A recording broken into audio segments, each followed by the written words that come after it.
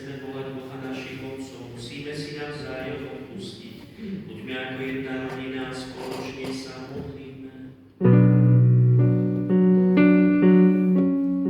Oče náš, ktorý si na nebesiach, posväť sa meno Tvoje. Príď kráľovstvo Tvoje, buď vôľa Tvoja, ako v nebi, tak i na zemi.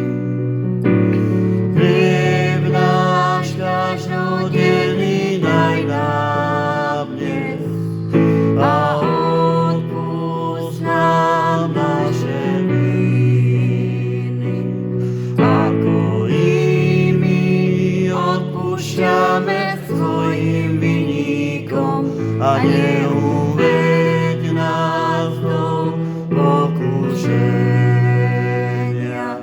ale zbav nás zlého.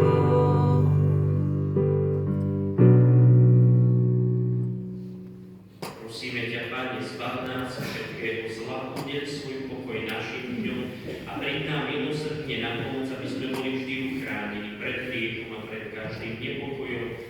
Tým očakávame blaženú nádej a príchod nášho Spasiteľa Ježiša Krista.